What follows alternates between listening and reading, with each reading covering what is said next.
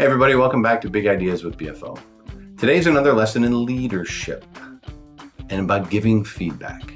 I once was in a room with about 25 or 30 people and I asked a very loaded question during the session. I said, hey everybody, I threw my hand up first. I don't know if you know this trick, but if you start moving your hand up first in the middle of the question, you're actually influencing the room. Try this.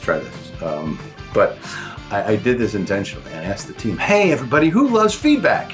And the hands in the room shut up. And then I called BS. Nobody likes feedback.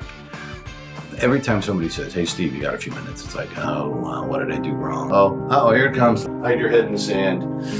When we're giving feedback, we need to think differently. Feedback comes across to our team as blunt force trauma.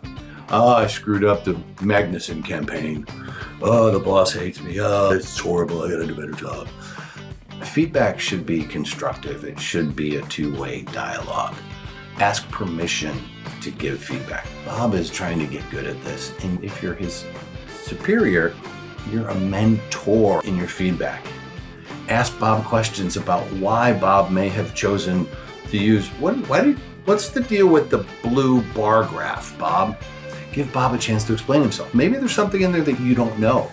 I know it may not be the way you would have built the report, but does it make it wrong? So when you're giving feedback, before you give the feedback, solicit information, ask questions, and then guide for growth. Hey Bob, do you mind if I give you a little feedback about the Magnuson report?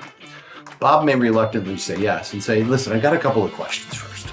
I'd love to understand what the logic for the blue bar graph is.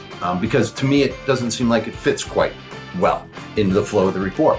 Bob may tell you that the client asked specifically for that bar graph and that Bob thought it was not the best idea, but decided he should put it in. Cool. I don't have a criticism now of the report. Now I understand the report. Now, even if, let's say Bob comes back and says, well, I had this idea that I would show the bar graph to the client and see what they thought. Okay, Bob, can I give you some advice? Can I give you a little bit of advice? 9 times out of 10, Bob's going to say yes, especially if you're his boss, then it's 10 out of 10. All right, Bob's going to say, yeah, sure, what is it? Well, you might separate that bar graph from the report so it's not a surprise to the client when they see it.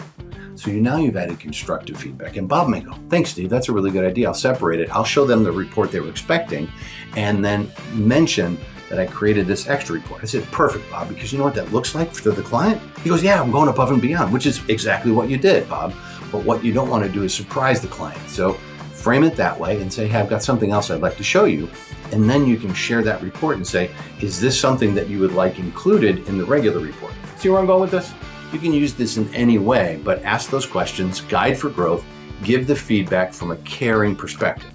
Don't point fingers and tell Bob that he stinks at his job. Bob is very good at his job. He may need some help in some areas that he's not strong in, but I guarantee you that Bob's pretty darn good at his job, and so is everybody else on your team.